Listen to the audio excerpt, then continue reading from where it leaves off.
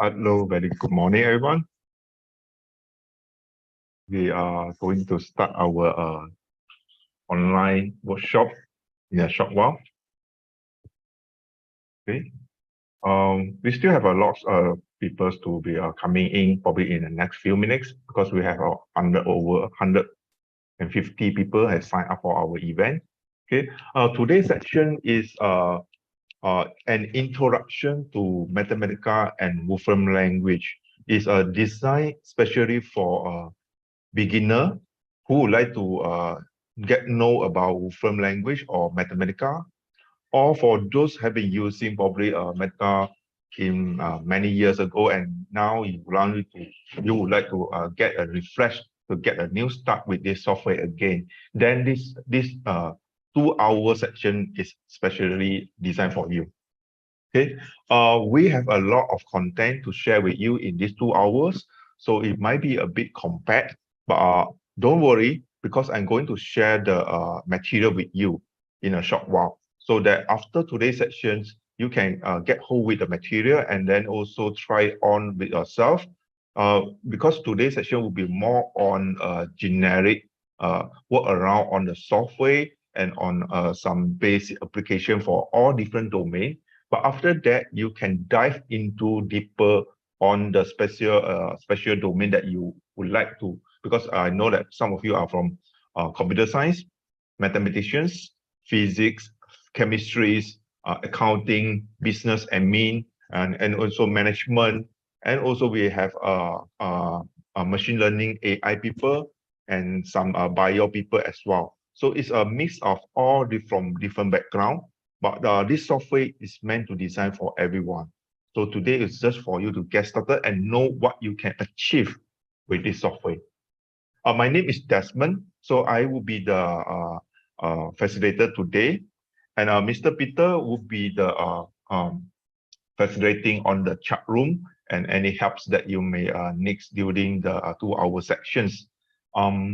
So if you have need any assistant, you can just put in a meeting chat. I might not have time to look on it, but Peter will handle for you. If there are any, then he'll pass the question to me as well. All right, and there will be before I forget, there will be a certificate of attendance for everyone who will complete the section today. By the end of these two sections, we will share with you the link for you to get your certifications.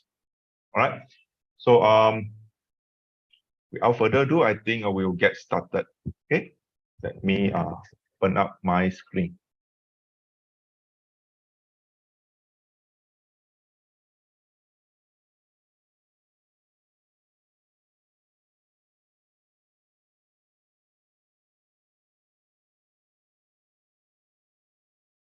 Okay.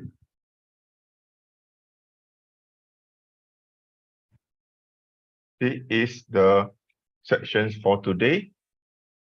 An introduction to Mathematica and Wolfram language. Okay, so what is Wolfram language and what is Mathematica? Mathematica or Wolfram language have been in the market for more than 30 years. In fact, it's almost 35 years already. Okay, so sometimes you heard the people say about Mathematica and Wolfram language interchangeably. It seems like both of them are the same thing, but in fact they are not. Okay, Mathematica, make it simple, is just is a name for a computation software. It's a name for the software that invented by Stephen Wolfram, probably in 1989. Okay, it has been widely used in computing, computations, engineering, and it's also the first product that found from the Stephen Wolfram. It has been widely used on both desktop version and also online version. And whereas the Wolfram language is the programming language used in Mathematica and also all other Wolfram products. Okay, it's a language used across all the Wolfram products that power all the computation and algorithms.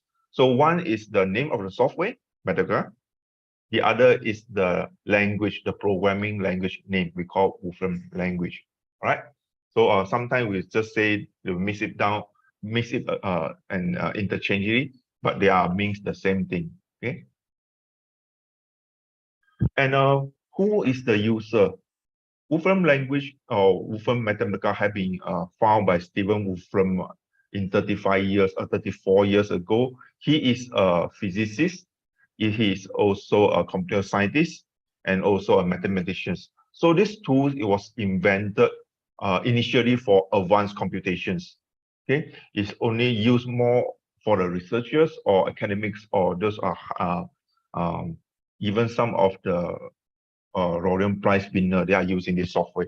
But throughout the 30 over years, the software have been evolved and make the usage much more easier and easier for the student and for the normal people to use. So it's not only used by academic people in university or PhD people, but now even in the secondary school or primary school, people are using it for all different purposes in teaching and learning as well. And locally, we have USM, and Monash University. They actually provide this software to all the students and staff in the campus. As long as they are associated with the university, they will get a personal license for free throughout their association with this university. Okay, and other university beside these three university, others they have some lab license, group license, and also small scale research license as well. If you are from those university, probably you can check with your ICT people or maybe your faculty, see whether it's in your faculty or not, right? And also, if you are first time using this, you might wonder, okay, what is the difference or what is Mathematica? What people usually say about it? Okay? First, people will say, okay, this is something called symbolic computation. It can easily manipulate for symbolic calculations. For instance, this is the equation ax squared plus bx plus c equal to 0. We want to solve it for x. So we just type something like this for the input, and then we run it, you get the output easily. So you can see all the symbolic calculations, okay, without the numerical output. Then it also can solve math problem like the derivative x double prime t plus x prime t plus 2xt equal to 0 with the initial value boundary, and then you can solve for the domain x and also the unknown parameter, okay, unknown variable t. So you can easily solve for the derivative, you get your answer. And also, it not only you can write the mathematic format in formula format in Mathematica or in the Wolfram with the Wolfram language, not only you can write this symbol, but you also can execute it, and also it will produce your output even in a symbolic way. Okay, you see, it can produce. You know this is pi. Okay, you don't give us simply 3.15149. It just give us the exact value pi. Or even for a limit, you know, if you run this one, the output will be negative infinity. Okay, you give us the symbolic output. Okay, if your screen is a bit small, it might be difficult for you to view, but I'll make it larger. So you can see that it can be do calculation in symbolic and also can produce symbolic output easily. And also, one of the favorite function in Wolfram Mathematica is you can make the interactive, we call it GUI, graphic user interface, easily. So you just say, okay, I have a formula, sine omega t plus 5, and I give a range for my t from minimum -4 to maximum 4. And also I give a range for my omega from 0 to 4. I give my range again for my phi from -4 to 4. Say I want to plot the whole thing, I mean to sketch out. And then I add a word called manipulate, just a few lines. We can easily get our output in an interactive way. Okay, so you can see if I move around for the value of omega or phi, or you see if I enlarge this expand this out. I already predefined the value for the omega from 0 to 4. On phi is from -4 to +4. So you can generate your visual output in an interactive way, just within a few lines of coding. So this is one of the powerful functions in Wolfram Mathematica for us to share or to demonstrate our idea easily, okay, without using very complicated programming language, right? This is a simple visual. You can also make it more complications or maybe more advanced, something like that. Okay, you can see you can have multiple controller. It actually have no limit. You can have 1 or 2 controller, or you can have up to 20, 30 controller. It's up to us. Okay, you can have all those different format. Not only can control on the value, but you can have true, false, range and selection, drop down menu, bottom menu, a lot of controlling. Okay, that will be in more advanced user that will go and create all those GUI easily. So this is some basic function or basic feature people talk about in the using Wolfram Mathematica. But there are much more. Okay, let's say you are from different field beside the mathematics or science. They say, how is this related to us? Okay, if you look at the website for the Mathematica user community, you can find out the Wolfram community. They are using Wolfram Mathematica for all sort of different let me enlarge a bit, different domain. You see people are using it like 3D printing. Of course, they are using it for discrete mathematics, architecture, material science, mathematics, biological science, business analytics, industrial engineering, data science, mechanical engineering, medical sciences, signal processing, software development, computational linguistics. Okay, maybe people use it for presentations as well, and also natural language processing, used to get your curated data, doing for image processing, economics, geometry, visual art. There are so much more people are using Wolfram language or Mathematica for in all different areas, up to like quantum computing, astronomy, okay, group theory, or maybe do something like decreations, blockchain, okay, tuning, debugging, control system, aerospace engineering, cryptography, earth science, finance platform, chemical engineering. There are so much more. Okay. If you are in the area that I didn't mention here just now, you probably also can find it somewhere inside here. You can always go to the Wolfram community or the Wolfram website to find out the area that you are interested with. I believe there are something for you as well, right? So this is a quick intro to get a generic idea what you can do with the Wolfram Mathematica if this is the first time for you. But then for the next 1.5 hours, we will get together with some hands-on. Okay, I hope most of you already get your Mathematica license, download and install and activated.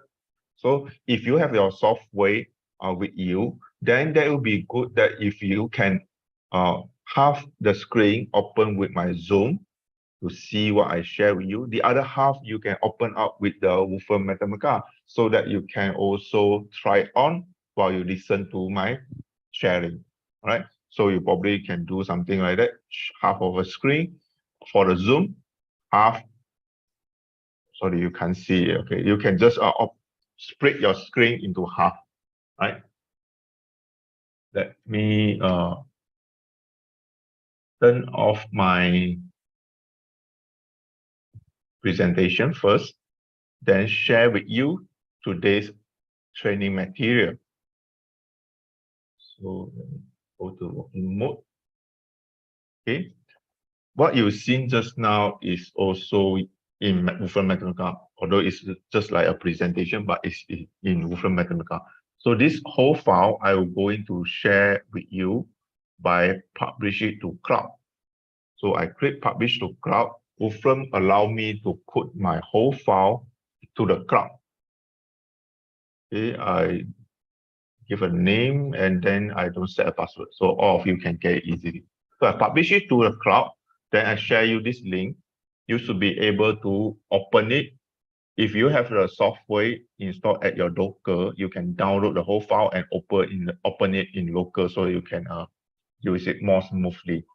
If you have not installed or activate Wolfram Mathematica yet, it's fine. You can view this file on the browser. If you want to interact with it or you want to do some computations besides just browsing, you can save your file into your personal personal file name. Okay, so when it becomes your personal file, then you can make some changes and do some computation on the cloud. But in the cloud, without a license, there will be some limitation as well. It might be slower, but it should be fine. Let me wait for it to complete the formatting of my notebook content.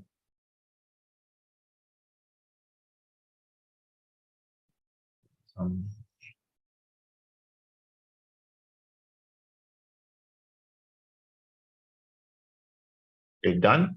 So once I publish, I copy this URL, put in the chat room. Open the chat. So, okay, material. It is a link in the chat. You can download it, or if you are using mobile, you can screenshot this QR code as well. It bring you to the website for this material. Okay, let us see what is at the website. Let me click on view. Share my screen so that you can see what is on the screen.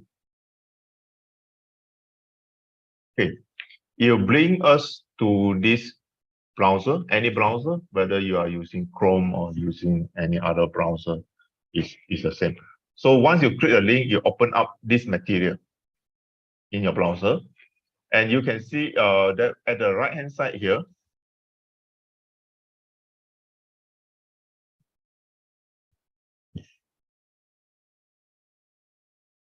able to zoom on.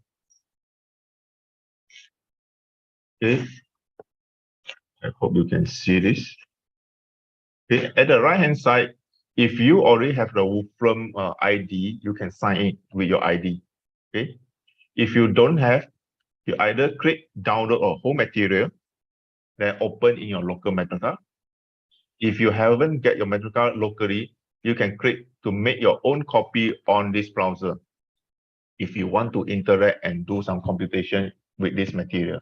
If you just want to view it as a 2D, like a PDF document, then you don't need to click make this own material. You can just simply scroll down and view everything. Okay, it's up to you. So, if you would be interested to find out how it can work, you can just click download or make your own copy. To make your own copy, you have to sign up with a Wolfram ID as well. Of course, it takes a few minutes for you to sign up and then to verify your email address, and then you can use your own copy. Okay, I hope you can access to this material now. Then we'll get started in 1 minute's time. All right. So if you are ready, then we'll go back to this.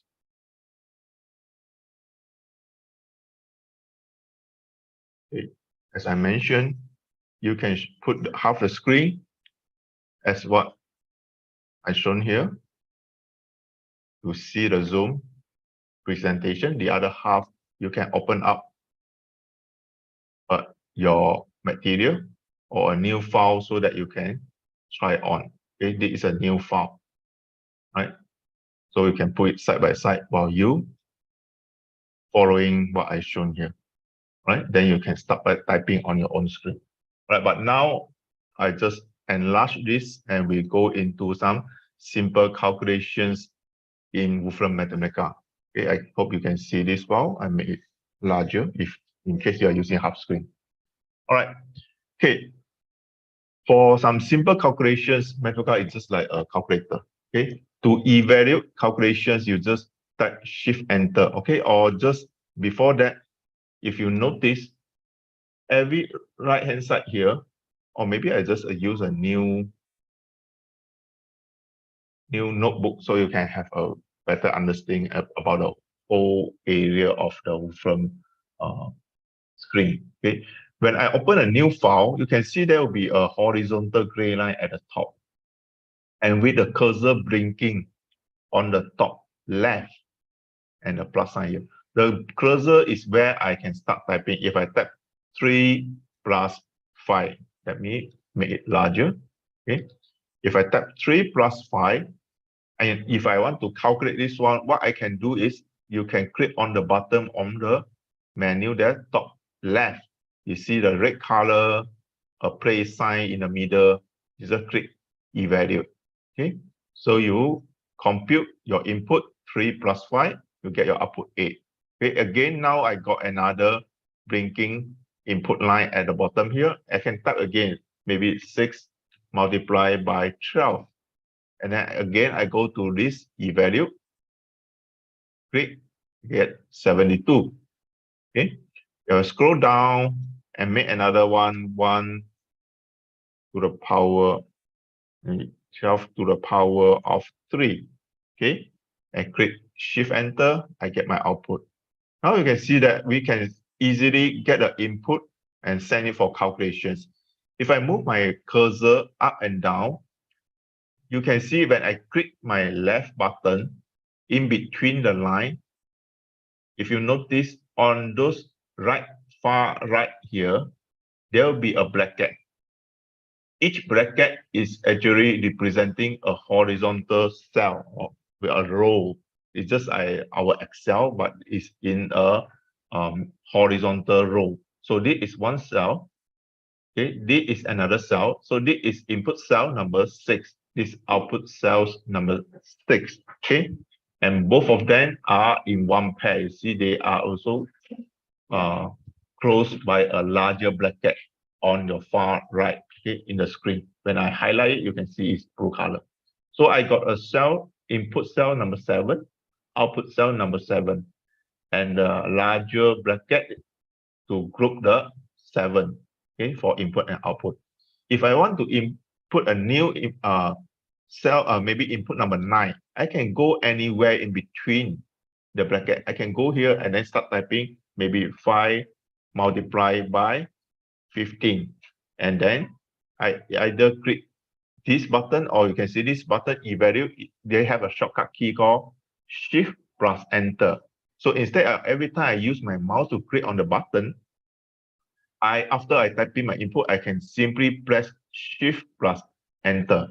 Okay, Shift plus Enter, Shift and Enter at the same time, you get my output. So you can see I can jump in any sequence on the screen. It doesn't matter, you have to follow all the screen. I even can go in between the bracket, input and output number 6. I go inside here in the middle. I say, okay, 4 divided minus 3. Shift, Enter at the same time. You see I can split and jump in middle. So as long as I can click in the input line, I can start typing my new input. It doesn't matter, it has to be on the top to down, top to bottom sequence, but they always have a sequence number that never repeat in one section. So when I say input number 10, it's always refer to this one. Output number 10 is always this one. Okay, if you don't like this, maybe the number 9 bracket, you can select the whole thing and then right click and then select cut. You're gone. So you remove the whole thing. Or a shortcut way, you select maybe input number 7. I don't want it. I select this one and press my key button, delete. You'll be gone as well. Okay, you can just press, select the bracket, delete. So you can arrange your screen with the output that you want, or input you want, or output or input that you don't want. You can easily remove it. Doesn't matter. And don't worry about the number sequence because it's just a sequence numbers for these sections when you're doing this. After you close this file, after you save and close, you open next time, it will be re-sequence the whole thing again. Okay, so your one, my number, and yours one will be different. It doesn't matter. It's just that shown they are one pair. Okay, that is about the basic thing in this input and output. Let us go back to this simple calculation. Okay. In this example, of course I already have 1456 multiplied by 12. As long as my cursor is inside this cell bracket, you see this cell bracket is one line only. Of course, the cell bracket, it could be multiple lines. Like this one, they have 3 lines or 3 row. Okay, this one is only 1 row. Okay, it doesn't matter. It could be multiple row. So this is a single row is also considered one cell bracket. So as long as my cursor are inside this cell bracket, I press Shift and plus Enter, you will execute. Okay, even I put my cursor at the front, I run it, you execute. Now it's execution number 12. You put in between here, execute it. You still can execute execution number 13. So if I put 15, I put somewhere in between here. Shift Enter, it also can execute. So as long as your cursor is within that cell, when you press Shift and Enter, you execute the cell command for us. Okay, that is what it means. So in this material, I have colors. Some of our cell in blue color means that it's a computation cell that you can execute. For those that I don't put any color, is a text cell. If you pay attention to the top menu, you show the content or definition of this cell. Now, if you look at the top right here, let me put the annotations. If you look at this top right, it says this is a text cell. Okay, when I select this one. But if I select on this one, it show me this is an input cell. Input means a standard command input. It can be accurate, can be evaluate. Okay, this is input cell. If I further down, this is again a text cell. And this one is input cell. So for the blue color input cell, you can always put your cursor on anywhere between this cell and then press Shift Enter to execute it. Okay, so to execute this command 12454 with the power of 123, okay, you get your output. Because if you don't want the output, you can select the bracket and then press delete, right?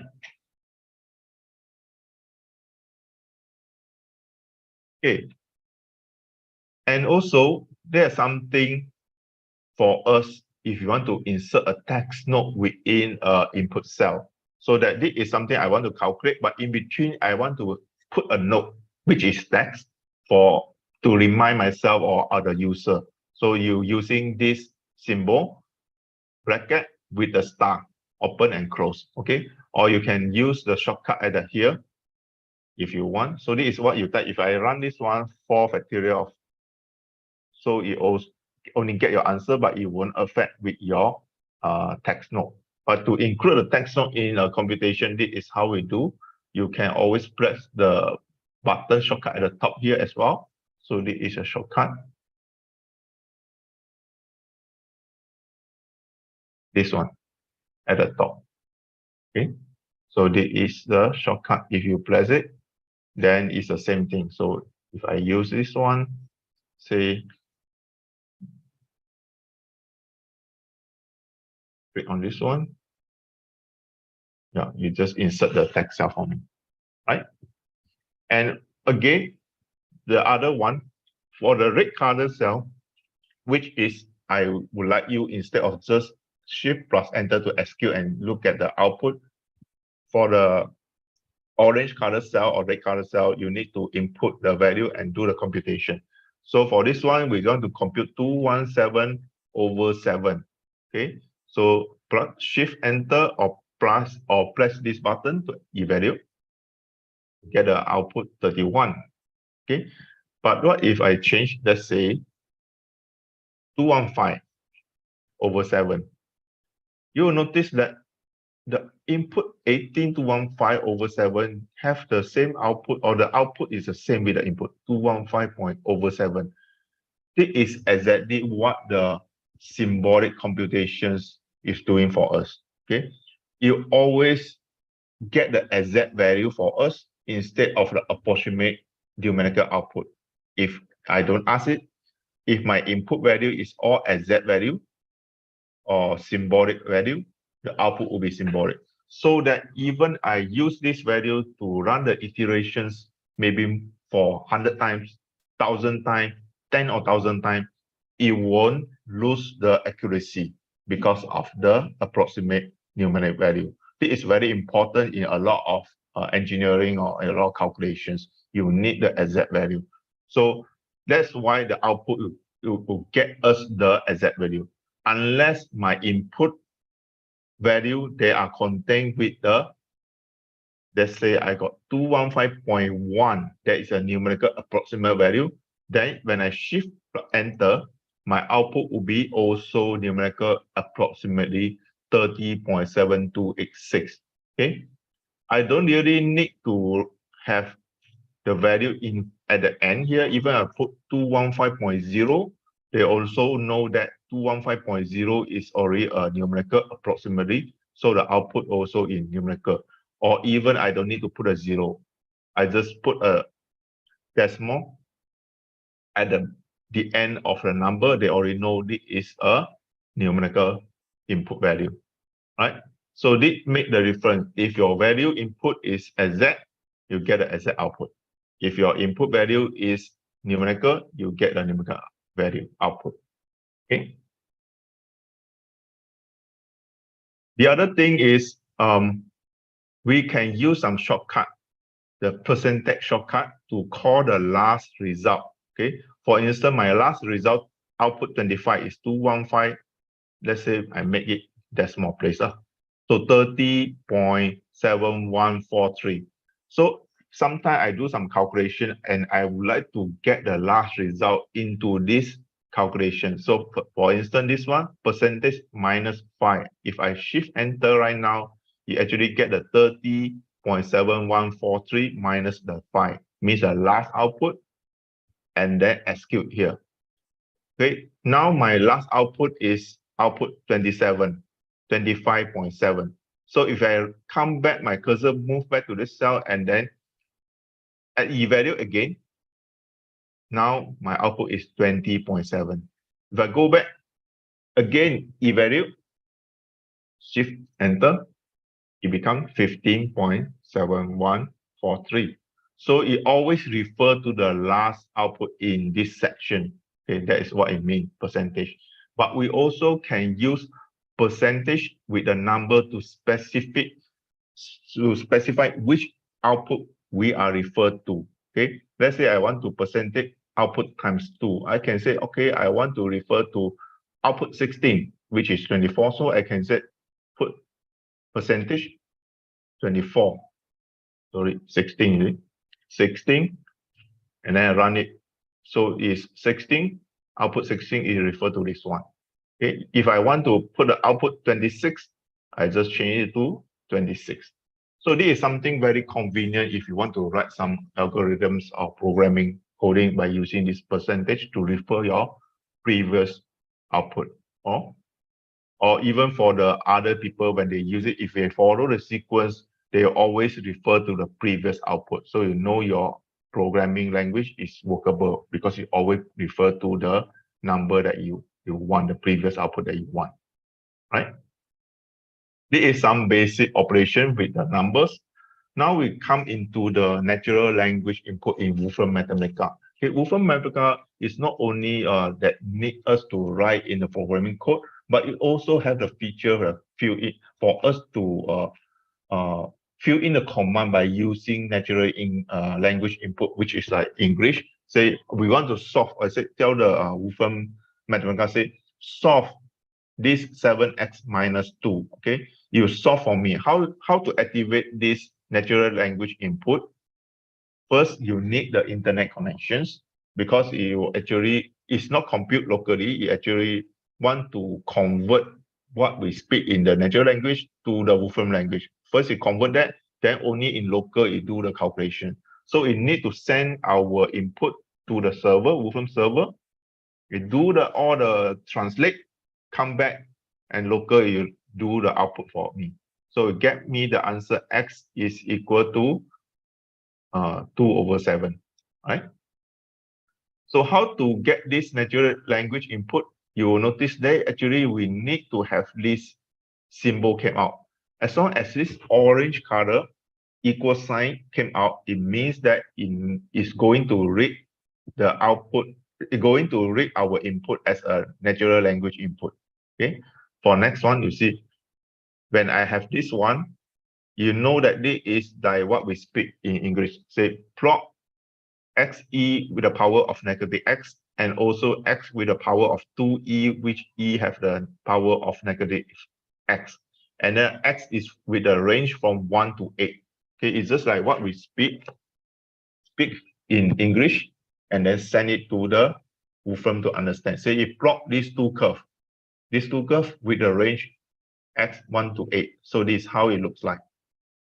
Okay, this is the Wolfram natural language, or Wolfram free-form input, sometimes we call. So now we come back to the question, how to generate this orange color equal sign. So if I click anywhere in my screen, when you have the input line, okay, blinking with the cursor at the left here, to get this orange square input, you can select here. Okay. So the second one.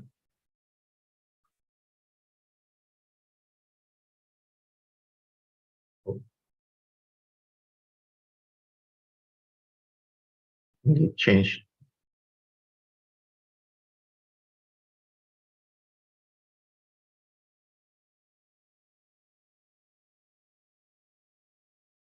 Sorry, I didn't notice the button have been changed. So instead of using the button, because most of the time I'm using the shortcut key. So the button is not here, but it's okay. You can click on the button here. There will be a plus sign. So click on the plus sign and then select free-form input. Okay, the second one, free-form input. If you click on a free-form input, but if you notice the free-form input also got a shortcut key, which is most of people would generally use the shortcut key instead of click and open this one. So the shortcut key for a free-form input is an equal sign, just an equal. Just type one time in your keyboard equal, then you pop out for the free-form input. For this one, Wolfram alpha query is 2 times equal, is equal, but then we will just go with the free-form input at this moment. So you can just select this one, you see you activate your free-form input, then you can start typing what we want to speak in English, so that the Wolfram language will understand what we want to do. So just look at this example. If you want to find the integration of x squared with the sine with the power sine x with the power of 3 dx, so it's just type. Okay, you input this one and say integrate this.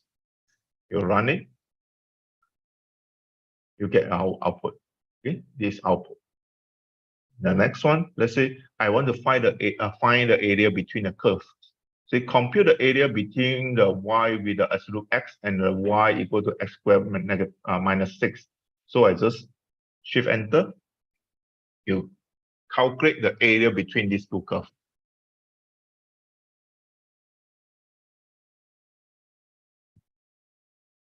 Okay, 27. Okay, so get me the output. So there's a lot of things we can ask, not only on calculations or mathematics. Okay, for instance, this one is for chemistry equation.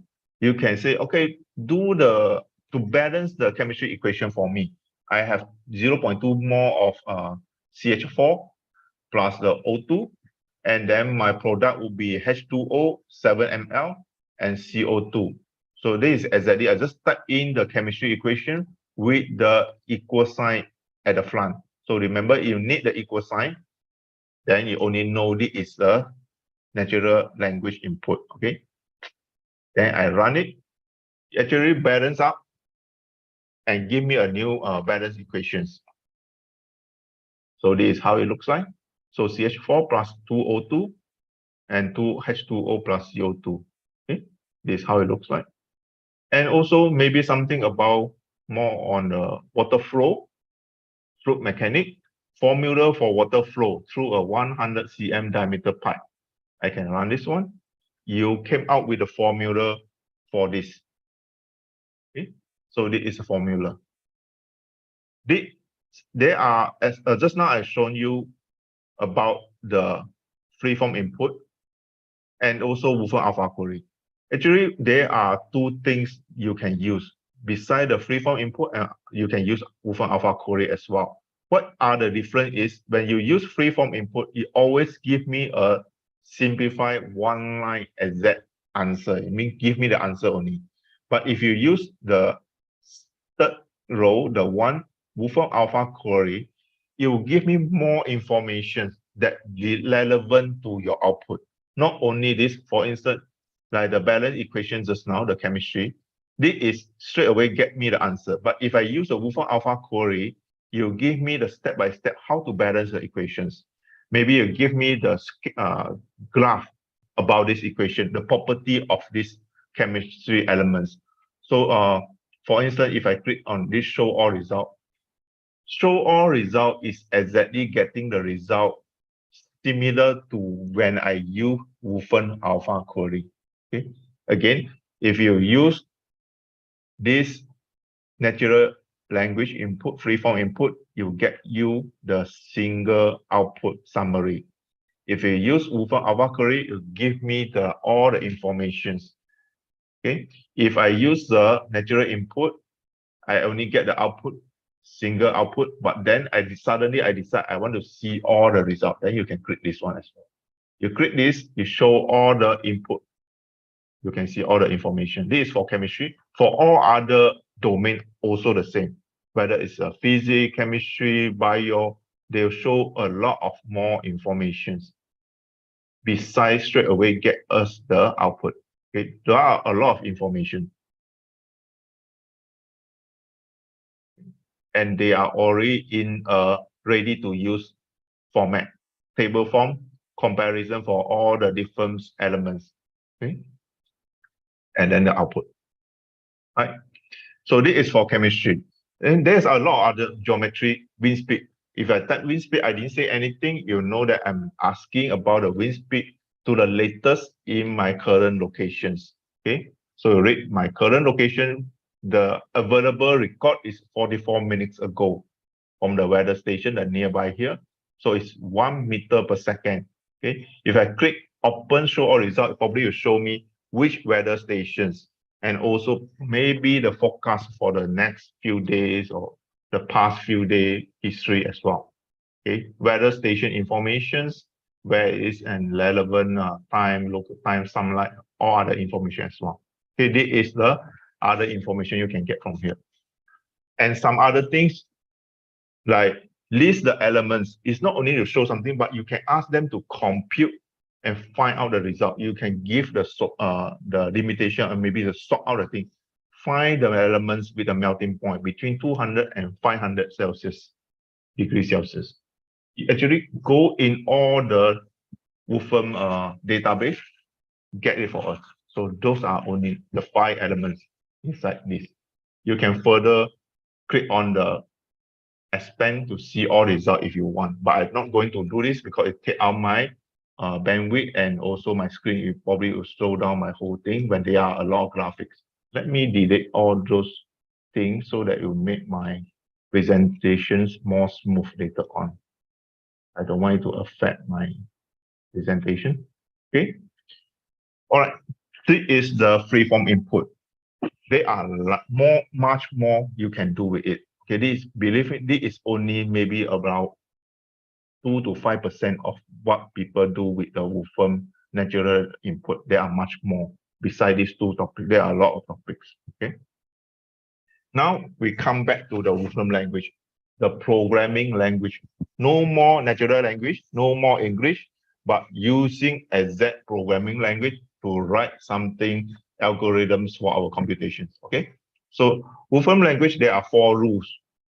If you notice in the early calculation, or maybe later on you pay attention, you see all the functions, or maybe all those library functions in the Wolfram language are stuck with the capital letter. Okay, list, list plot. Okay, this is numerical solve, and as log plot is all stuck with a capital letter. And then after this function, you use a square bracket to compute what is inside, to compute all the expression inside the bracket. And then we use the curly bracket. Curly bracket is to include a list of different elements. Maybe you got 5 elements, 10 elements, you use curly bracket. Or also curly bracket also for a range.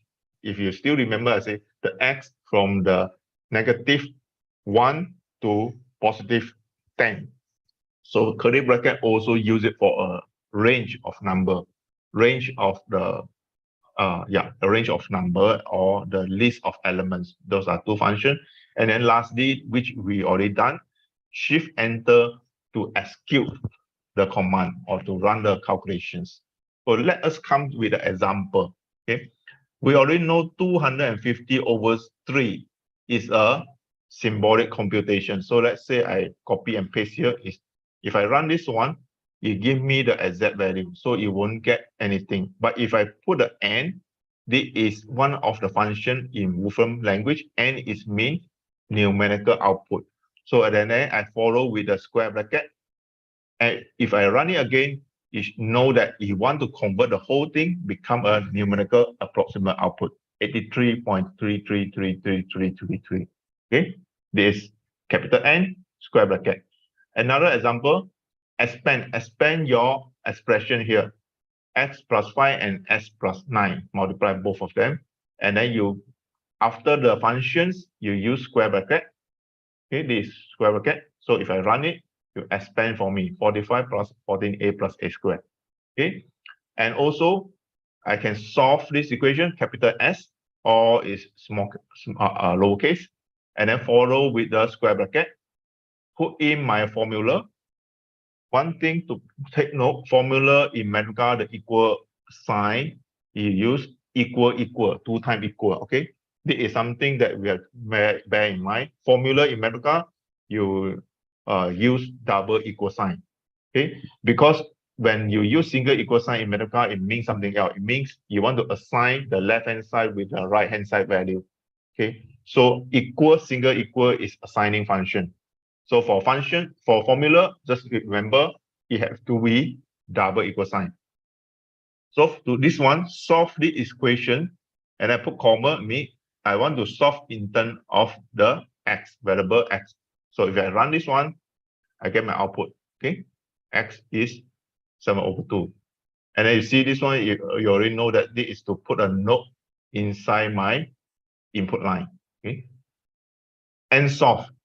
Instead of solve, you get this symbolic output, you can straight away say, I want the output to be solved into numerical output. So it's capital N, capital S, everything the same. And behind here, if I run again, you get my output, X is equal to 3.5. Okay. Lastly, simplify. I can simplify something. Just get my output X with a power of 4. All right. This is some simple workaround of function in Wolfram Mathematica, capital S, capital letter for each function. And by the way, Mathematica have around 6,500 functions at the moment. There is a lot of functions, and there's no way we will remember all of those functions. Normally, the function that we commonly use, I think, is probably less than 100. Okay, because there are function for all different domain. Maybe this is for the astronomy, this is for geology, and this domain is for statistics. And that function maybe is for image processing. The other one is for the audio processing. So you have all the function for different domain. So they have 6,000 over different functions. So a huge thing. We will always go to the help here, documentation, to find the functions that maybe you are use in the domain that you are interested. So if you go to a documentations center, This is how it looks like. Okay. And you can see all those are grouped into different topics. Like if you are doing image processing, you can click in how to do some image filtering, image segmentations, computer visions, maybe morphological analysis, 3D images. And maybe you are interested with the time series or the time series astronomical computation, signal processing.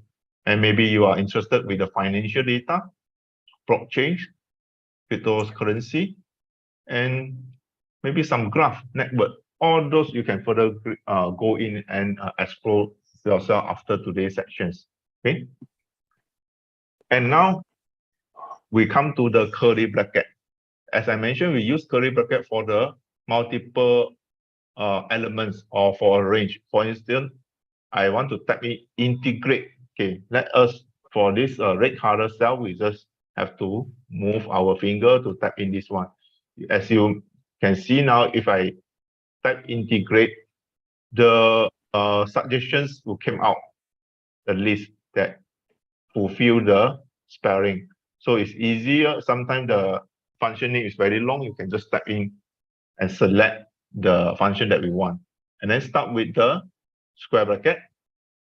And then if I have a functions, okay, x square,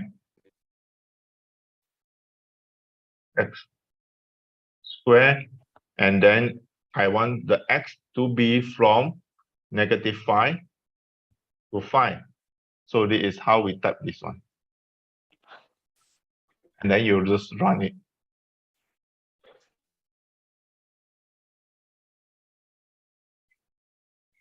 You execute now. You will get your output. You do the integrations. So this is exactly how it looks like. So have you typed in this already? Just do something so that you have much more memories about the operation in the Wolfram Mathematica. Okay, the next one, you want to solve. You want to solve two equations. Okay, you want to find 2x minus 7 equal to 0 and 3x minus 2y equal to 0. So how do we use this solve? There's a function called solve in Mathematica. And you might wonder, how do I know which function or the name of, how do I know there's a function called solve? Okay, exactly. We don't know when we are a beginner user. Okay, how do I know this is I also start with the help here, documentation. Maybe I find about the domain on the simple calculations, mathematics. Then they will list out all the available function. Then maybe for statistics, you will find out all the function about mean, max, and then average, all those things you'll list out. Then we can see how we can use for this. After a while, then you will get familiar of which function you can use. Okay, for this one, I will use a solve. Okay. For the solve, of course, I need to include two equations. So for multiple elements, I use curly bracket. Okay. When I type open curly bracket, automatically Wolfram will put the closing curly bracket for me also. So it came in with one pair. Then I can start typing 2x minus 7 equal, sorry, minus 7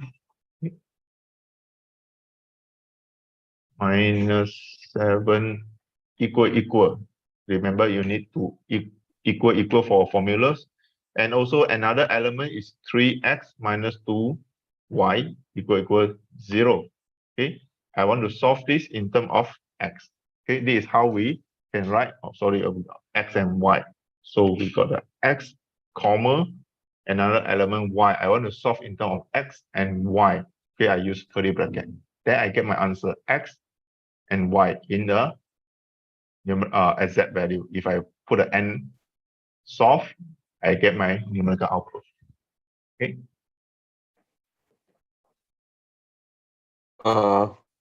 Can I ask a question? Sure. Yep. Yeah, actually in input 49, previously, you have used I don't have input 49. 48 is the, which one? Yeah, just about that one. 48, I think. No, not Okay, 48. 47. Yeah, 47 is previously because okay. Okay, 46. 46. You can go with 46, no problem. Okay, So in that one, you are using x power 2, right? If sometimes, usually in calculator, we require bracket because sometimes we do x power 2 plus 3 power something like that, right? So if you are not giving that bracket, how does it understand that x power 2 plus 3 or x power 2 is on the it is on the power, 2 is in power actually, but the other one, like x power 3 into 3 or something like that, I want to give x power 2 plus 3y. So how it will take, whether it is 2 plus 3 or 3y, how it will take it? Actually, if there is no space in between, you can use the bracket. Let's say this one.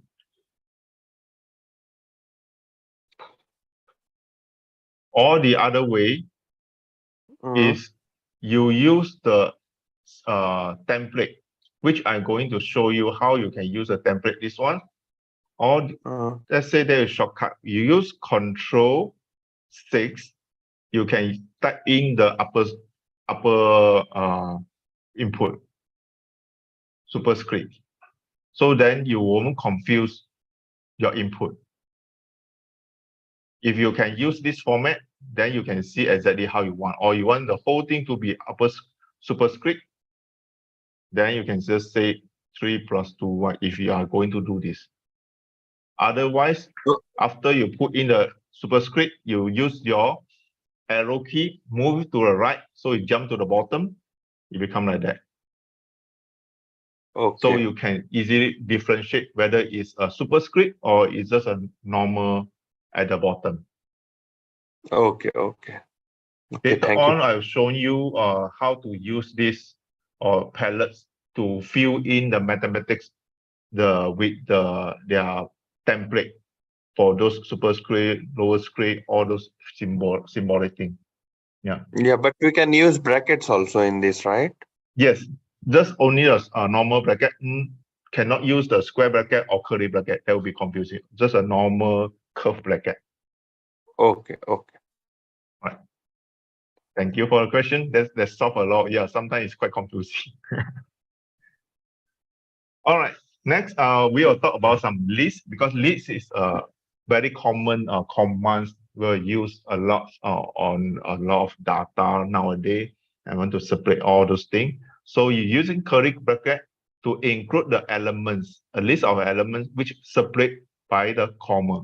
So this is how it looks like: 1, 2, 3, 4, ABC. And the elements in Mathematica, it could be anything.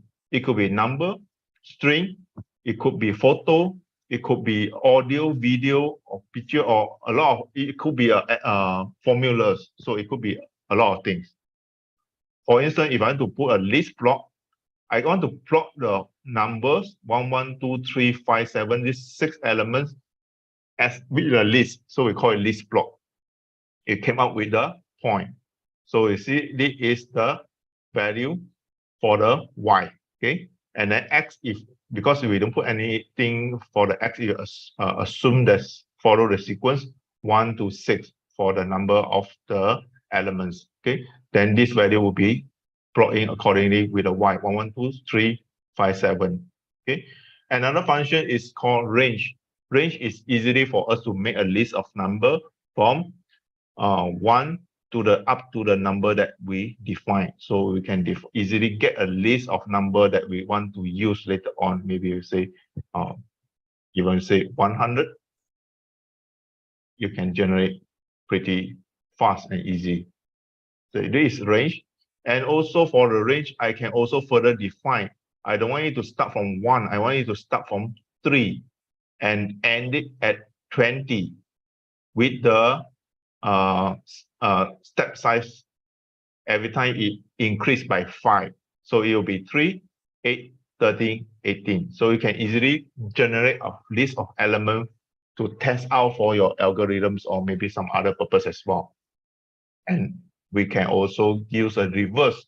I mean, apply a function to another function. You just put it in a level, another in a sequence. So the range, you run the range first. After you run the range, and then you apply with the reverse. So you get your output, right? So you can combine all those functions together. Then we try to plot with an example to plot a value from 24 coming down to 4 with an increment of -4. So we can use something called plot. Okay. We want to plot. And then before we plot, we just start with the range first. So we want to make sure we're doing the range correctly. You start with range, the maximum value, 24, down to 4 with a step size of -4. So this is how it looks like. And then we want to plot this value. So we can add another function. Let's say I use this plot. We can add another function on the whole thing, on the range thing. So we can get a list plot like this. If you want to have a line in between all the points, we have something called list line plot. Okay.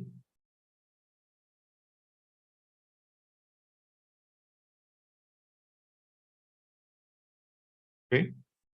There will be other option. Sometimes you can also add further option inside this line plot. You can also show the line and the point all together. Also, you can have the shading, filling at the top and bottom. There's a lot of other functions which I would like you to explore by yourself.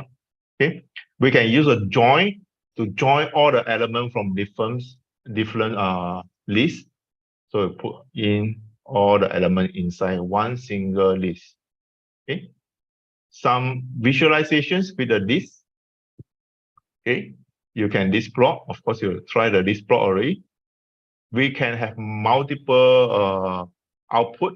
Say I give a list line plot, and I give this plot with a name called G1. You see now I'm using a single equal sign. It means that the left-hand side is assigning with a value of right-hand side. So right-hand side, this output, the whole curve, they got a name called G1. Okay, graph number 1. Okay, I give it bar chart also, same value, but I give it graph number 2. If I run it, this is my graph number 2. And then graph number 3, I run it. This is my graph number 3, pie chart. Okay, this is pie chart. So these 3 charts, I got a name G1, G2, G3. And then I can put all the graph in a single output as well using row. So row is how it works like this. If I use a row, if I got elements, this is the first element, second element, the third element. Okay, we have put row, you put everything together, combine together in one row. But then after the row, I put a comma, I can insert the element in between all these 3 elements. I can insert any numbers or even a space bar or anything in between. This is how it looks like.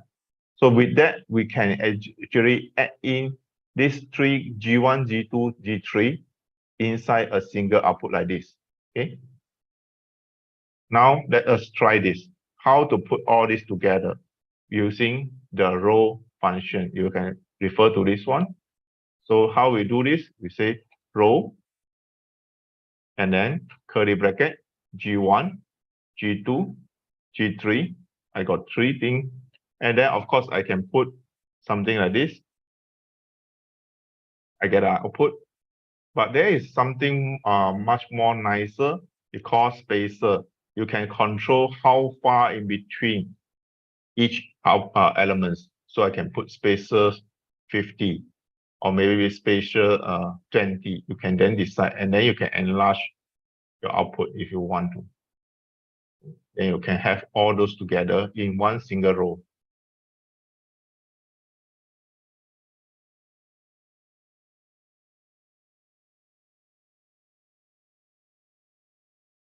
All right.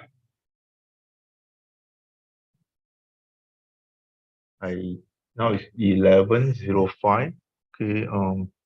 Maybe I'll speed up a little bit. For the grid, okay, grid is to display the element in two-dimensional grid. Okay, this is just like a two-layer of element.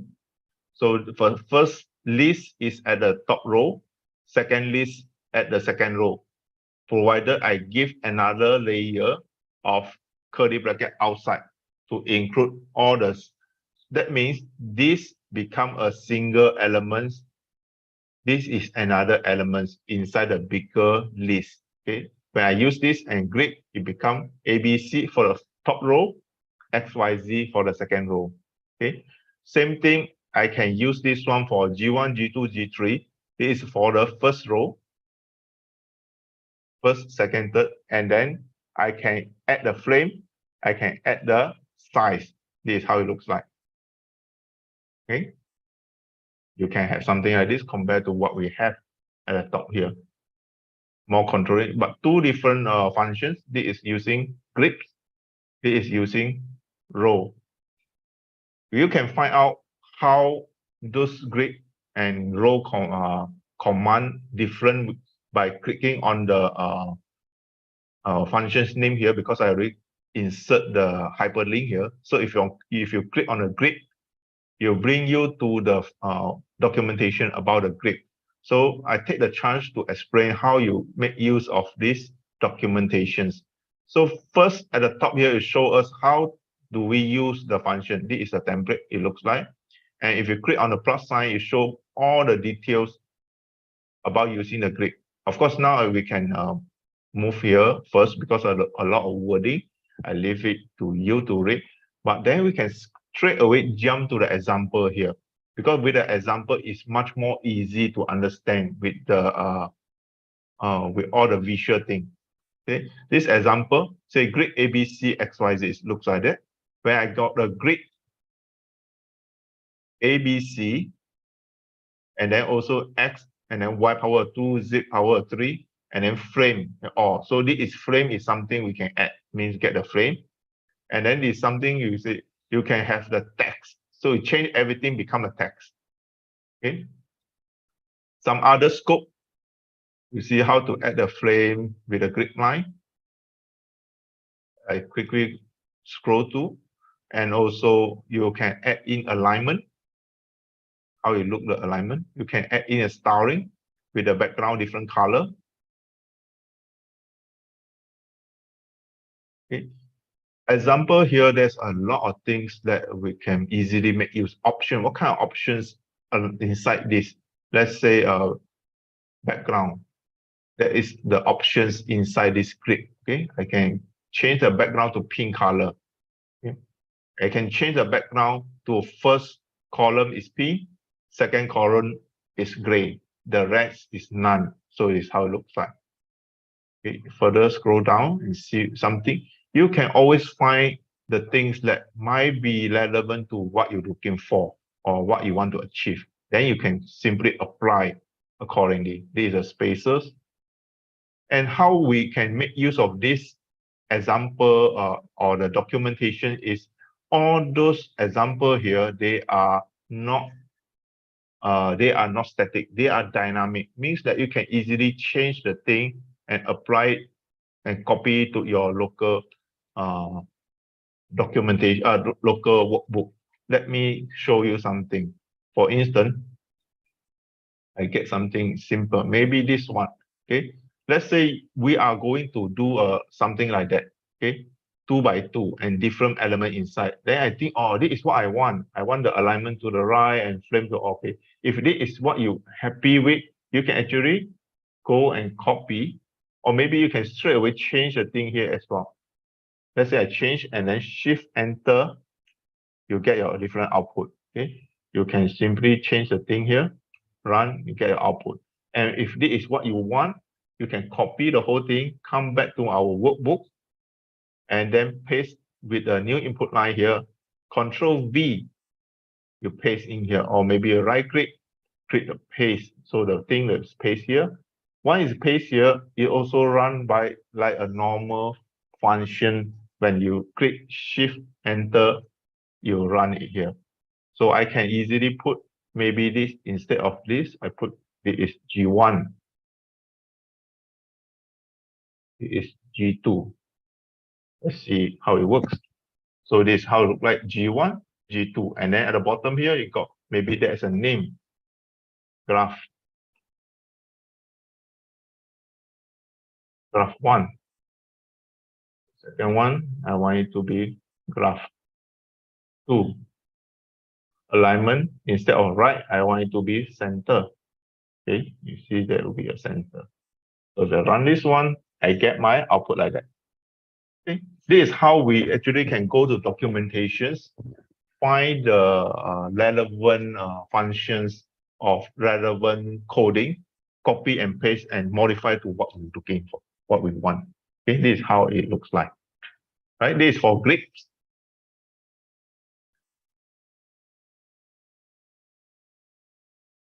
How to sort it, length is total number of the elements, total count, part, take, drop, all those. I like you to do it at your own.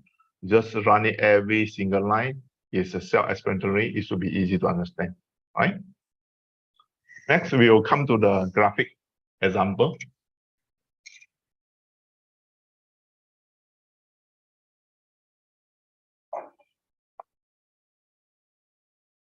So a graphic example, we're using plot. I want to plot a sine x. Okay, x with negative pi to negative 2 pi to 2 pi. Okay, this pi, you see, pi is also stuck with the capital P because pi is also a function in the library. And then I add the option, we call options, option of the plot function. I want to filling. The filling is to the bottom. So if I run this one, you get a sine x curve. Okay, 2 pi, negative 2 pi to 2 pi with the filling to the bottom. And then I can have another one. I want to plot 3D. Instead of 2D, I got the 3D sine xy. Range for the x, negative 3 to 3. Again, range for the y, negative 3 to 3. So you separate the x and y in different curly bracket, different group, okay, because they are different range, different variable, right? And this is 3D. I give a name for this 3D graph called graph 1. So if I run it, I get a nice 3D graphic, and they are, if you put your mouse left button, click on it, and then drag, you can rotate. Okay. And also if you left mouse, click on it, and then you press the control button at the same time, you can click and zoom in and zoom out. Okay. Control with the left mouse button. Zoom in, zoom out. If you click shift and left mouse button, you can pan it. Okay, you can move to the area that you want to, right? So all this output, let's say you are not using it in Mathematica, but you want to use it in other software, or maybe you want to copy this output, you can easily right-click and then copy the graphic or save the graphics and then use it in other software. Just cut it out. Okay, of course, when you save it, it becomes a PNG or JPEG or any graphic, it becomes static. It's no longer movable or rotatable, okay? Because they are become a graphic 2D only. It only rotatable and movable if you are using in Mathematica itself. Okay, it is a 3D. I give a name called graph 1. Then I can actually, instead of save as, I can export or import the thing.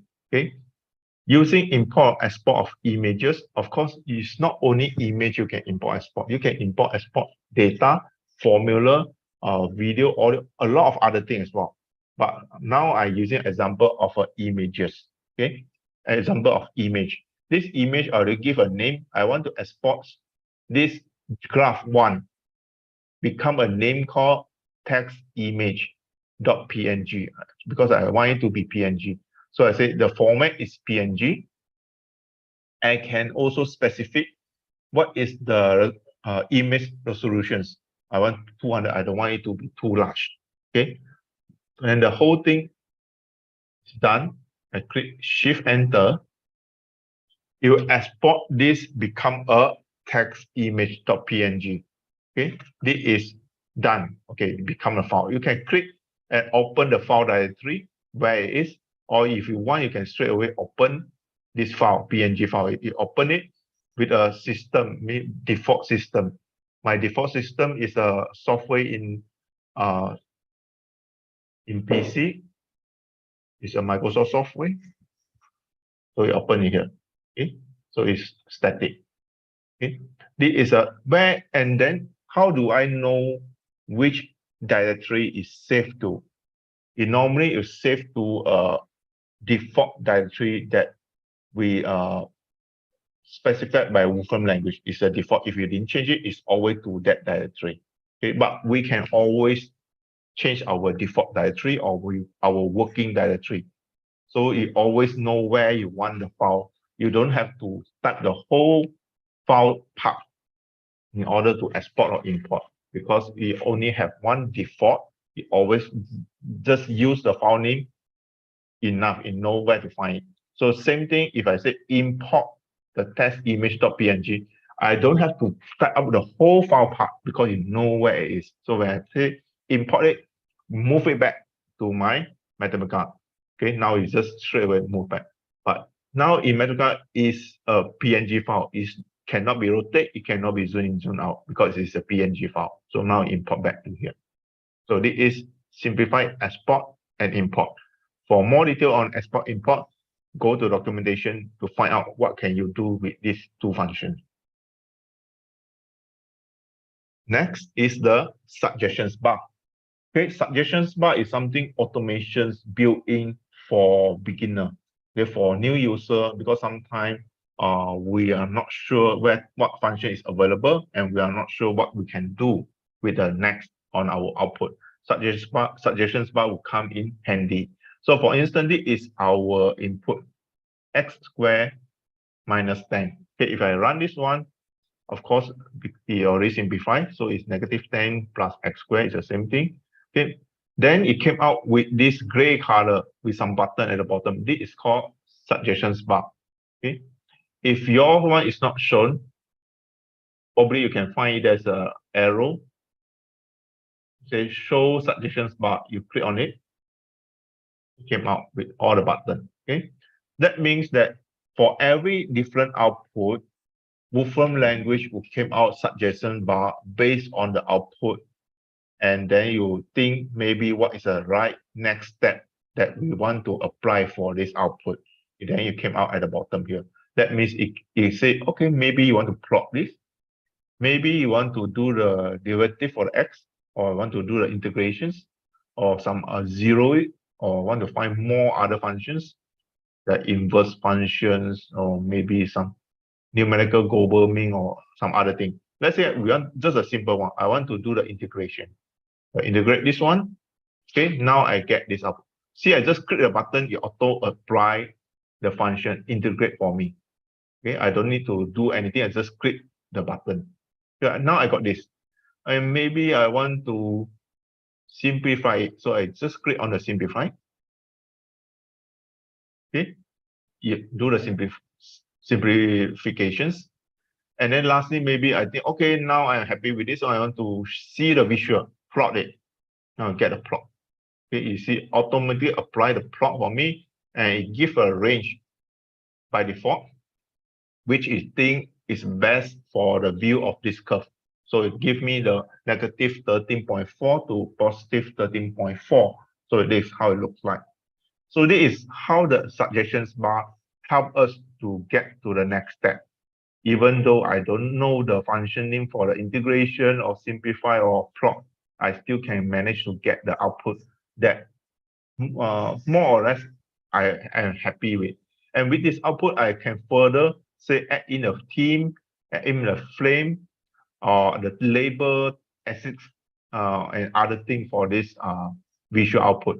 Okay, you can further adjust all those things. Let's say I'm happy with this. I'm not going to adjust anything, and I think this is what I want. start from this x squared negative minus 10. Okay, but then in between I got so many steps. 1, 2, 3. I got 3 steps until I get this. But somehow I think I don't want to see all these steps. I want the Wolfram Mathematica to show me only single input line and the single output line.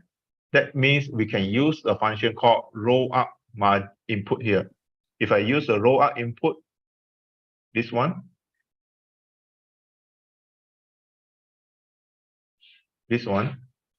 roll out input. Okay. If I click on this one, then it actually would put the whole functions inside one input line. So it squeeze everything. You can see everything is now inside one line. That means that you don't need to have a separate rows or separate cell. You do the x squared minus 10, integrate it and simplify it, and then evaluate and lastly plot everything in one single row. And this is exactly how we also write our coding in the future. We are not going to write one code in one line, one code in one row. We put it all in a simplified form so that it execute the whole thing at one time. So this is also help us to learn how to write our coding more efficiently. Okay, with the roll out button here. Okay, can I ask a small question? Yeah, sure. Yeah. Yeah, actually, just now you have plotted a graph. In that graph, you got the range from minus 13 to plus 13. Yep. Yeah, but if I want the values of x and y at different points, can I get that as input and output values? Like what is the value of x? Suppose x is minus 5. What is y at that point? If x is 200, what is y at that point? If x is 400, what is y at that point? Yes, yes. You can use it, but there will be different functions lah. Whereas is when you say your value x is equal, you want to solve these equations. When your x is equal to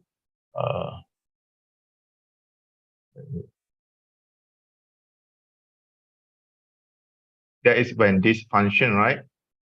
Yeah. So I can have, let's say that is my formula. That's my function 1. Okay. My function 1, I can say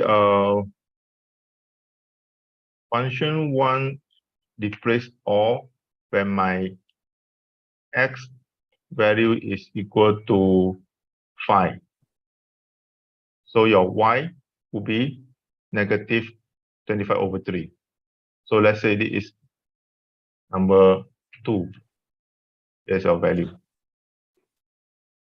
No, sometimes we will have a graph, not a function. Because in the previous examples, we have seen the graph of sine, we have seen the graph of some other values. We don't have the function.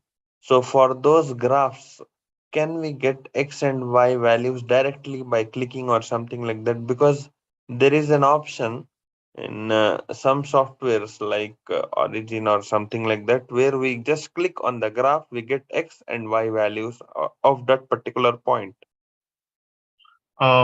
I don't think you can directly get this one in here because in a Wolfram Mathematica, you need to write the algorithm.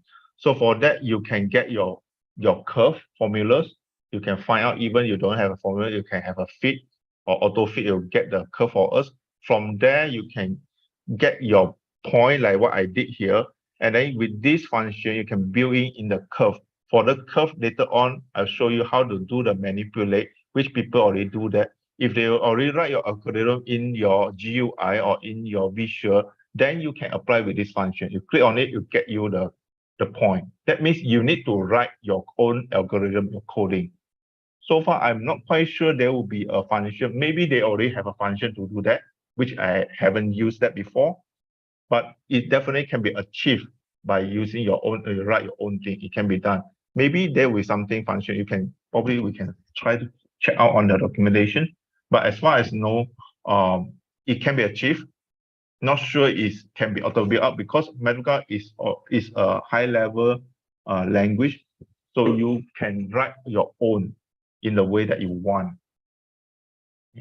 Okay, because in Excel, I used the curve.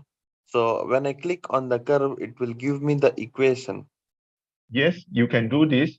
You can write this one in your function. You click on it, you get your equations with the curve that you have. Whether you want the first degree, second degree, you can automatically fit on. Later on, I'll Yes. show you a website. A lot of those graph or GUI is actually create in Wolfram language. And then they have those functions that you mean. A lot of example. You probably can check on this, go to help on these demonstrations. Those demonstrations are write by all the user of Wolfram Mathematica. And then they share in this website with the coding open to everyone. So you actually can see how they write the coding to achieve what you want. So in here, you probably can check out the topic. Maybe I let's see what we have here.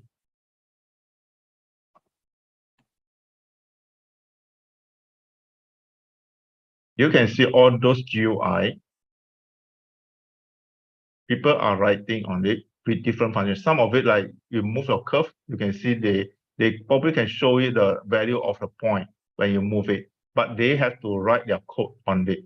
You can download the whole thing and see how they write the code to achieve the specific functions. Okay, this is for heat exchange. Of course, there will be some other feature as well, other domain as well, but it's achievable that you need to write something out to do what you want.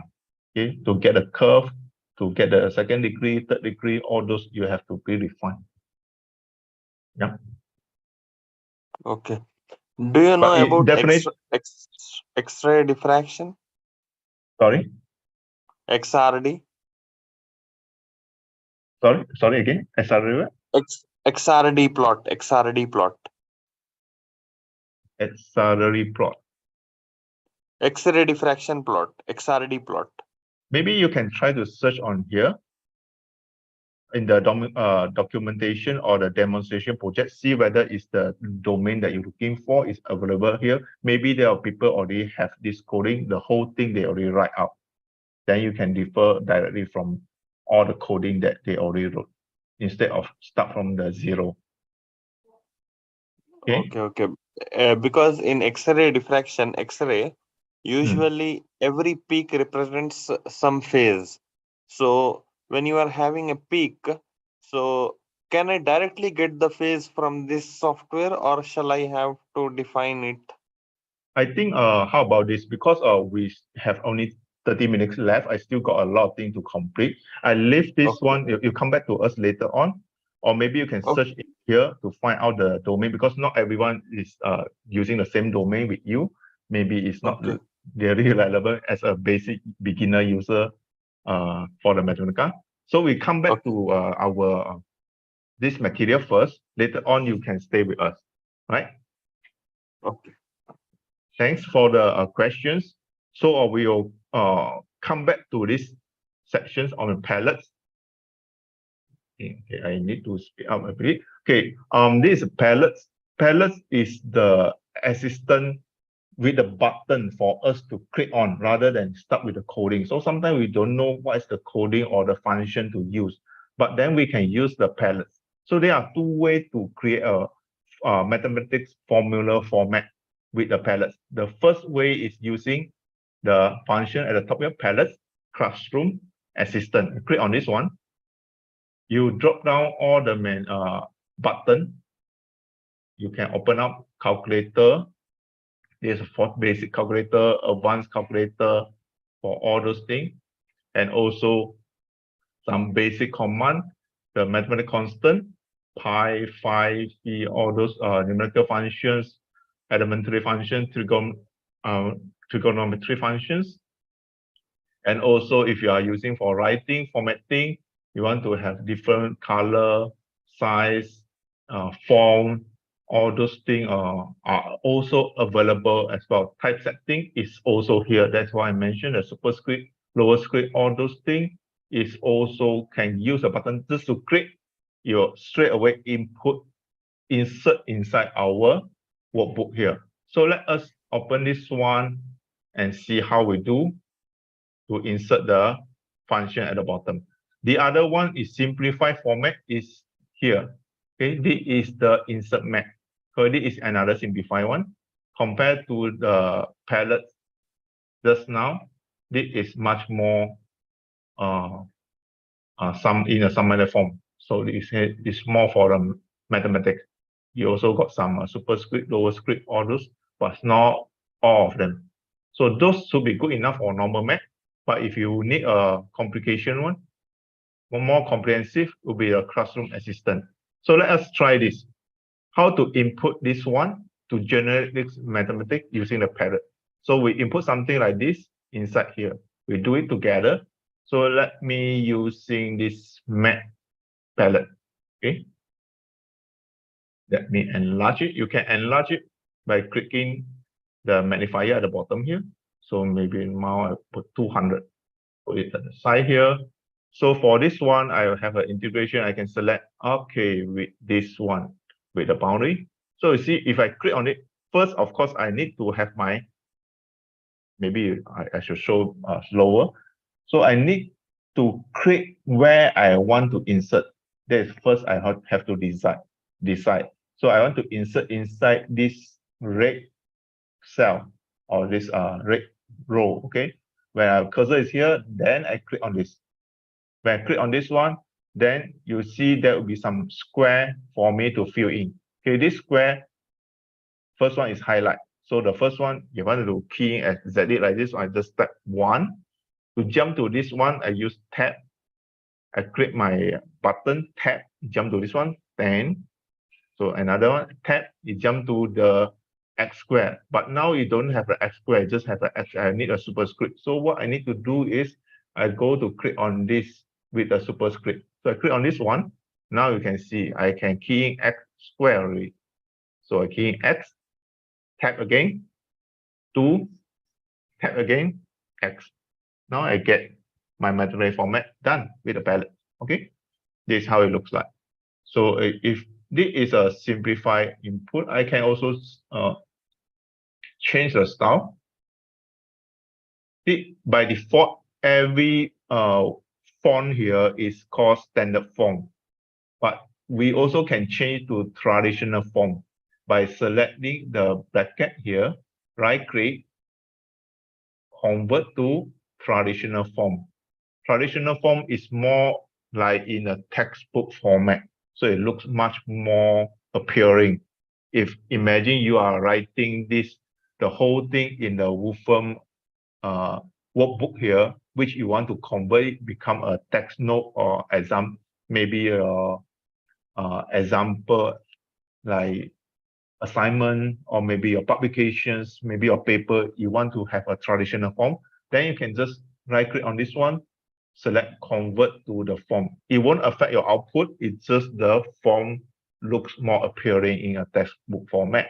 Okay, so I convert it back and I run it, shift enter, it actually computable. Right. So for this one, to do some inverse, I can go in here. I can either type in inverse, which the function is not shown here. Also, I can go to palette. Let's say go to classroom assistant. I believe there's an inverse function in the classroom assistant. I go to advanced. Not here. Okay. I go to close this one. Basic command. For this linear algebra and matrices. Yeah, there's an inverse here. You can either type in inverse manually, or you can also get some basics command from here. Let's say I just click on inverse, okay, and then I can just fill in the matrices. I just click on this one, and just fill in accordingly. 1, tab 4, tab 2, tab 3. Okay, you can just run this, or maybe I want to multiply another form matrices.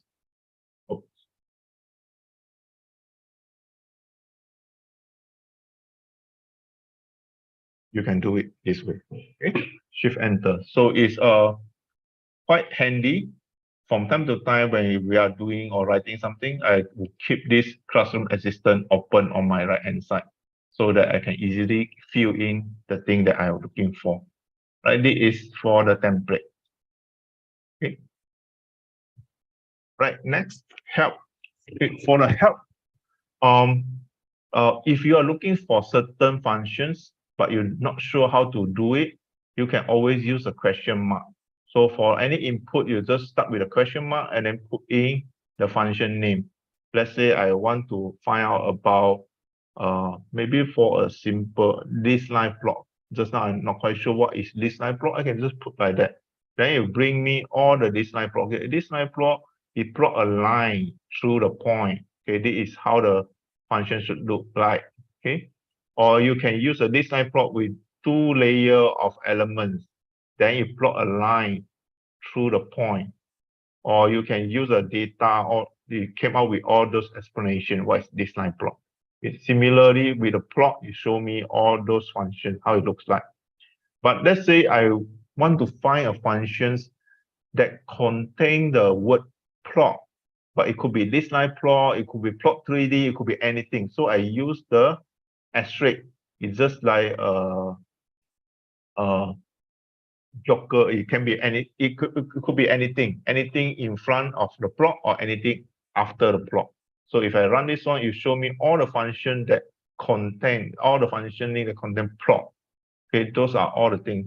So from here, maybe I'm looking something about the plot style, or maybe I'm looking about probability plot.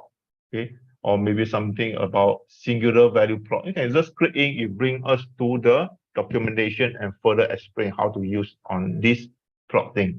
Right. So this is using the question mark with the asterisk.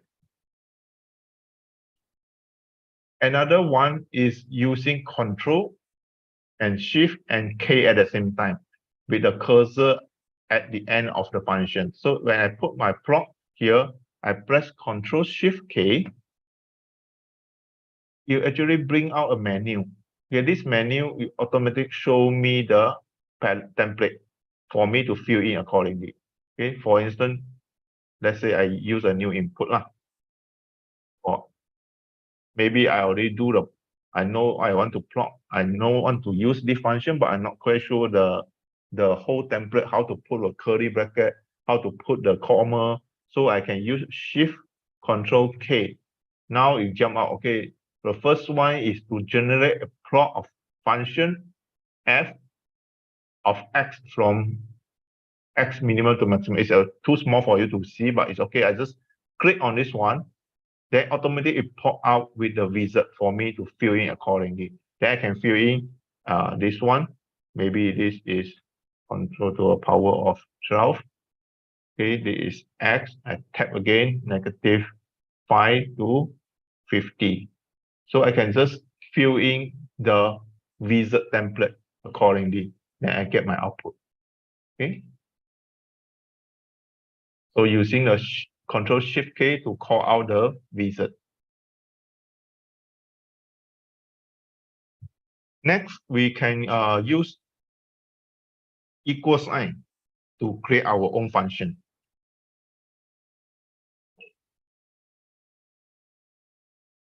First, we can assign a value by using the equal sign. Let's say A is equal to 10 plus 20 minus 18. Let's say this is our A. A is equal to 12 after we calculate. And then we also calculate B. B is equal to 18. Then next, we can say, how about the A, the 2 to the superscript to a power of A plus 3 to a power of B, how it looks like. You automatically apply all this and do the calculations. Okay, you can see all the steps is quite systematic. And then at the end, we can clear. I mean, I no longer want the value of A and B, because right now, if I put an A here, it's new input line. I said, what is A? I put Shift plus Enter, it show me A is 12. So you say, what is B? If I somehow forgot the value of B, I can put a B and Shift Enter, say B is 18. So you can always call out A and B, because A and B already defined with a value that will be carried on throughout the whole sections unless we close the whole file, then it'll be gone. But right now it's here. But somehow, let's say at the end, I somehow decide that I no longer need the A and B value. So I use a clear to remove the A and B. If I've cleared the A and B, if I run the A again, shift plus enter, it says A, you return to A again because it's no assigning anything. B is just B, okay? It's no longer have anything. And you also will notice this is in, the B is blue color. Blue color, it means that if this is a variable that have not carrying any assignment, no value at it. If I run this one B, you see when before I run it, it's blue color B. It means the B is no value, not assigning anything. If I run this one, the B will become black color. When it's black, means it already have a definition with the B. Okay, now you see the B is in black color. B is in black color while the A is still in blue color. Okay, that is the coloring means for the variable. But you can see this A step, B step, and then come to here, we separate in 3 different cells. We can combine all this into one single cell and execute one time only by using the semicolon. Semicolon in the Wolfram Mathematica means that you hide the output, you won't show it, but you keep the result. So what we can do is, I'll show you, I put everything inside a single cell. So I copy this one and then paste here, and then followed by the semicolon. Put this one. So it execute, but it won't show me the A value. Then I copy the B. I put it here. Now it execute the B, but I also don't want to see the B. So I put the semicolon. So then I say, okay, now you do this for me. I copy, I put this one, Control V, put in. So actually you execute from left to right, but it won't show the first 2 A and B, it only show the third one. So this is how we move our programming language in a more comprehensive way. Okay, much more flexible by using a semicolon. Okay. Table is also something. Okay, now we're done with this. Table is something we use a lot for the integration. So the table, it means that you list out, you show out all your value, just like you put all the value on top of the table. So show out all the I power of 2, I squared. So all the I squared with the range for the I is from 1 to 10. This is how it means.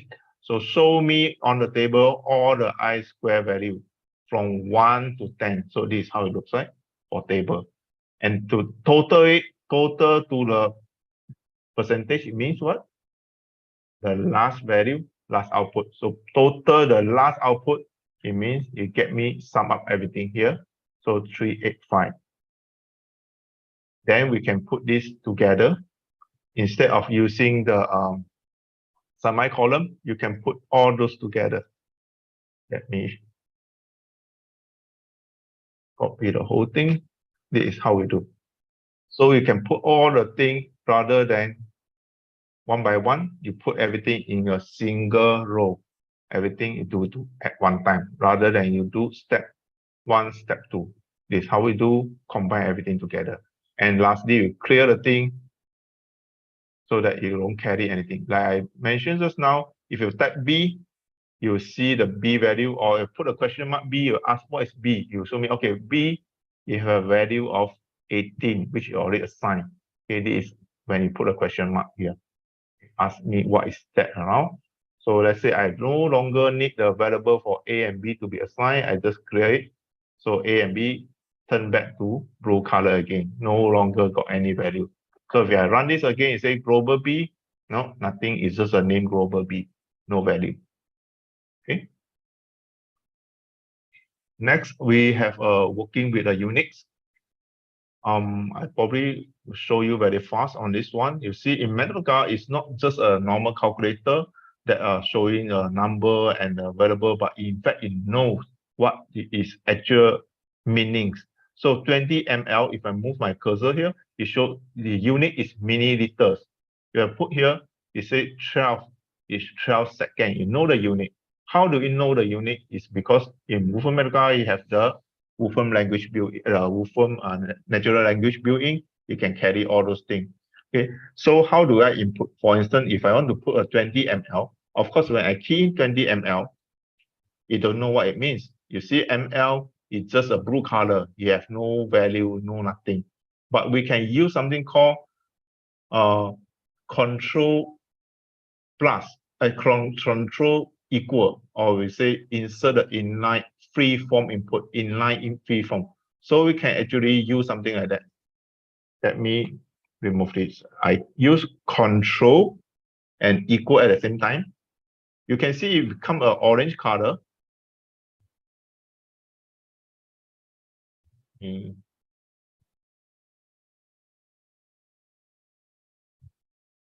Control equal 20 ml.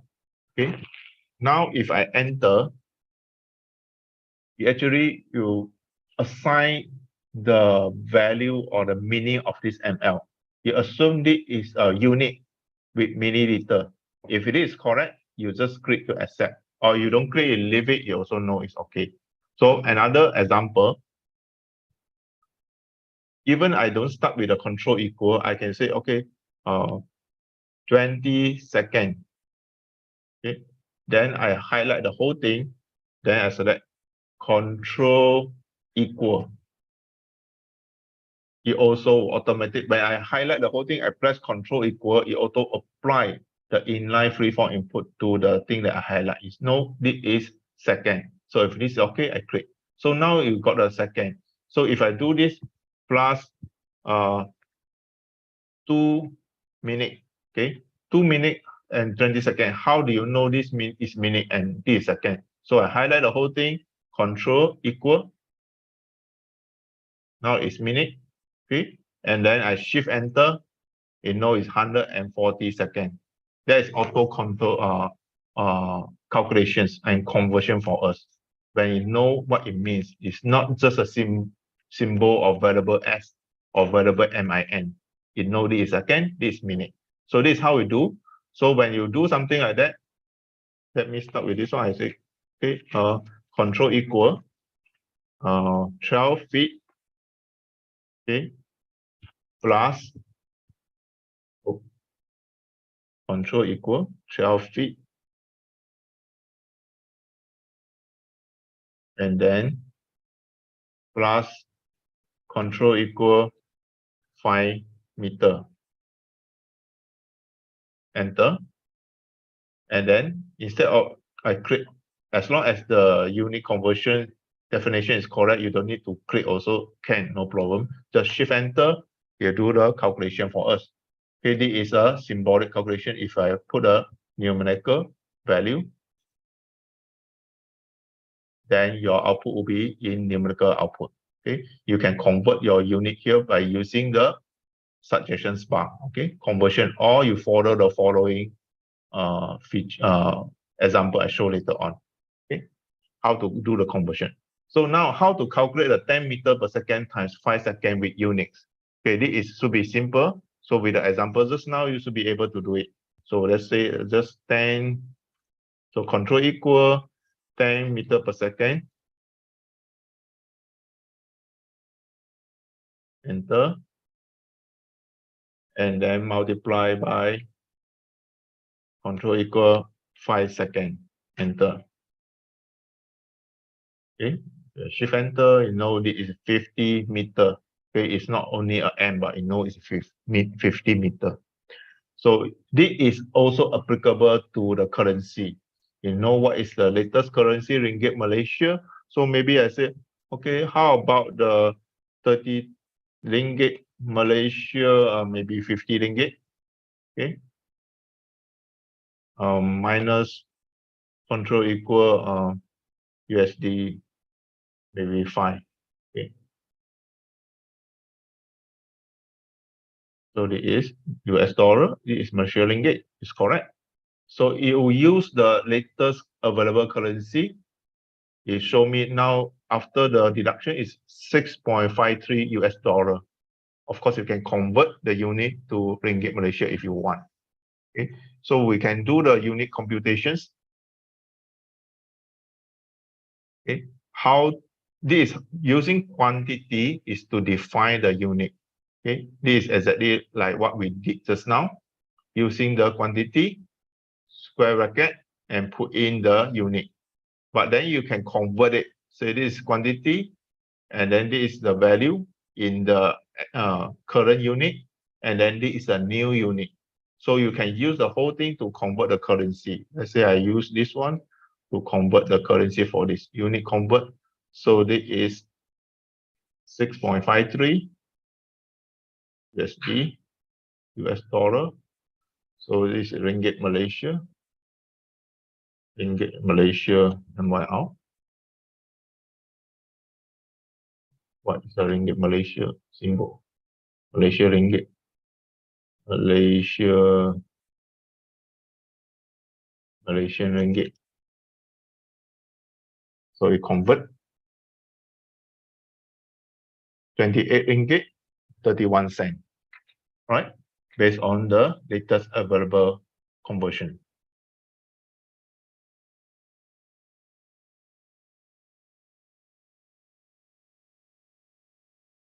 All right. Data import and export. I will leave this for you because our time constraint is quite self-explanatory because we have the import and export for images just now. Now we are doing the data. Same thing, I have an example, download the data one. Right here, I download it. And then it is the data with 3 columns, 5 rows. And then part is to call out the data for first row. The same thing, this is also a shortcut key for part. So both are the same thing. You can write this way. Part means to call out the first row from this data. Or you say this data, part out the first row. It's the same thing. How to key in this thing? You're using square, open square 2 times, and then put the element that you want to part out, and then close square bracket, and also close square bracket 2 times. As long as it's 2 times, it becomes a symbol like that. Okay, this pair. Okay, this part out. Okay. Import and export with default working directory. As I mentioned just now, Wolfram have a default working directory and also default directory to save our import and export. So if I click on this one, I click directory with an NT inside this square bracket, you show me this is my default directory right now. Okay, your one will be different from mine. Okay, it will be on your PC, your directory. And also notebook directory means that where my current notebook, the notebook right now that I open, where it's located. Okay, this is my notebook directory. This is my default directory. Okay, so when I'm doing import and export, which directory you put in my file? It always put inside my default directory. It always put it here. But sometimes we want to make sure when I open this notebook, let's say this notebook intro to Mathematica 2023. When I have a picture, have data file, I want to make sure my picture or data file store at the same directory or same folder with my current notebook. Then I need to change my default directory to my current notebook directory. So this is what it means. Set directory to my notebook directory. So that means change my default directory to my current notebook location. So when I run this one, whenever I have this directory, you will see it always go to my directory. Now it's changed directory, it's become same with my notebook directory, both also the same. So if I do import, export, it always go to this directory. It won't go to any other way. So I don't need to write the file path. I just write the file name. You know where to look for. Okay, this is what it means, set directory to my notebook directory. Okay. Alternatively, you can use this function, which I already create. You can run this one. It will be much more user-friendly because you plot out a menu dialog for me to select which one to become my default directory. Okay. You can always run this one and then select open, then that one will become your default directory. Maybe you prefer all your data always put in this directory, all your picture always on that directory, then you can set this differently. Okay, this is how, after you set, you do the import, export, you always refer to that. I'll skip this one. You can try it out later. Right. Defining function. We have using a lot of pre-built function in Mathematica, but we also would like to define our own function that we can use it over and over again later on. So we are using this to define our functions. First, we use a function name. I put a name called f. It can be any function. Okay, this maybe I say, okay, I use a name my function. Okay, this I give a name called my function, and then this my function, you have a expression x underscore. It means that this value, it can be anything. When I change the value to 1, you apply 1 inside here on the right hand side for the x variable. If I apply 5 inside here, then the 5 will be replace the x inside at the right hand side. And we're using, instead of the equal sign to assign the value, I use something called column equal. You have to remember this column equals called delay assignment. You can check on this one on documentation. Delay assignment, it means that it won't fix the x value. The x value is fixed, is only applied every time when I change it here. So it's not a fixed value, but it's a dynamic value. So it's called delay assignment. So how I apply this one, if I run this one, my function x is column equal, we call delay assignment, to x squared plus 5x. So I will check again, what is my function? So now I already defined my function. So I say, what is my function? You check already. Oh, my function is equal to x squared plus 5x. So how do I make use of this my function? Then I say, okay, what if my function have a value of 4? If I run this one, this 4 will automatically apply into the right-hand side expression, x squared plus 5x. So it becomes 4 squared means 16 plus 20, 36. Okay, so I can add in, what if my function x is actually have a value of pi? If I run it, it become like that. And it can be multiple value instead of just a single input value. So this is my function. I can have 3 values inside here, 1.23, 3 pi, and 5. And each of them apply individually to my right-hand side, x squared plus 5x. So if I run this one, I should have 3 output. First output, 7.66. Second output, 15 pi by 9 pi square. And last is 50. Okay. I can have even something like this, a squared plus 1. So my output is like that. Okay. So at the end, I still can check back what is my function.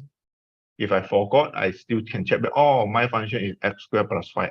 So this is how we define our function, especially a function you have been written for maybe a multiple of line or row, and then it's very big, equal to something that you want to apply. You want to have multiple data parameter to put in to see what is output. Then you can create something like that and apply it later on. Okay, if you don't want the value anymore, you just clear it. Right? This is another example. So this is my function. The x is not equal directly to a value. You give a condition. I can put a if then else or anything at the right hand side. I say if the x is larger than pi, print out this on the screen. If it's not, print out that on the screen. So I can run this one. Then I say, okay, now I put a natural E. So it came out, say, okay, this is not larger than pi. You can put in anything. Let's say I put a 5. Then you say, oh, 5 is larger than pi. So you can create a condition to get what is the next step the Mathematica want to bring out or for the output. Okay, you can create your own function. Okay, lastly, it's 12 o'clock. Okay, I need to let you go. So this is an interactive model that I shown just now on the demonstration. You still remember, go to help here and demonstrations. This is how we create demonstrations. Okay, you can create something like that to plot, you get your value, output. Okay, this is plot is static, but when you change the plot to manipulate and add in the parameter with the range that you want, then you can straight away change that become a dynamic value, dynamic output. Okay, let you run all those things. You can just try out everything here, which is quite self-explanatory. And you can see I can have different controller, whether it's a slider or button, is all available. And also you can further change all those things. One way to learn about this manipulate is check out the manipulate documentation with the guideline. They have a special guideline for the introduction to manipulate and also more intermediate level. So here you can see all the manipulate function. But if you go to the bottom there'll be tutorial introduction to manipulate or advanced manipulate functionality. All those things, they have very good example to show us how actually you can apply for your own data to create something like this on your screen. Okay? All those things you can easily create. They are all using the same function, the super function we call manipulate. This is the only thing. The rest is just a cosmetic thing or also the additional option to add into your visual output. But they are all under a single function called manipulate. Okay. All right. I need to let you go. But before that, I also promised that each of everyone that complete today's section will get a certificate of attendance, e-certificate. So I'll put the link for you now on the screen so that you can go and get your certificate right away. Just key in your, just key in your name in a capital letter so that your certificate will be looks nicer. Let me, where is my chart?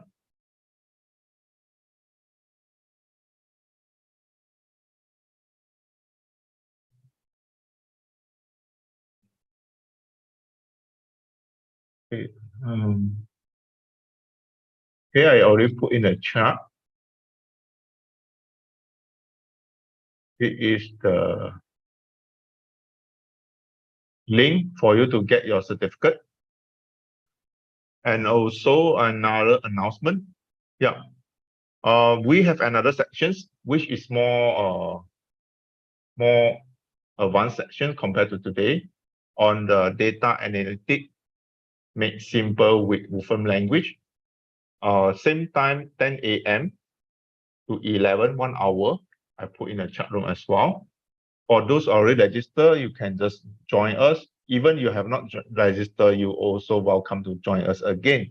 You will be using the same meeting link to join in these sections for tomorrow, but we will send the WhatsApp to you as well for today, and tomorrow sections. All right, it's 5 minutes after 12, so I will let you go. I think anything Peter probably want to announce. If there's anything, let me.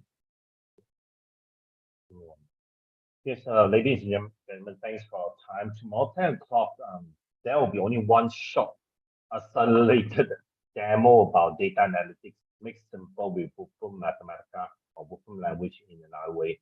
Now, this is not something that detailed and hands-on workshop, but rather give you the quick overview in a very high level how you can achieve. Today, modern data analytics does not just traditional statistics skills and data inferencing, things like that. We try to share with you with the current modern scripting and technology, how could you make your, well, those serious and traditional data analytics really simple and in a accelerated time. So I hope to see you tomorrow, 10 o'clock. And if you do have friends that interested in this domain of analysis and research, do come in anytime with the same link. So I see you tomorrow and appreciate it. And also, I think some of you asked, is it possible to get the recorded video for today, Desmond? You want to answer? Yep, the recording will be available. You can see there will be a right-hand side on the recording. You can click on the link, the YouTube link. Or we also will send out, not quite sure. Yeah, I try to WhatsApp to all of you with today's link. So in case you miss it. Yep, it will be probably available tomorrow because it takes a while for the video to get ready. No problem, we'll send it to you. Okay, thank you. I'll see you tomorrow then, 10 o'clock.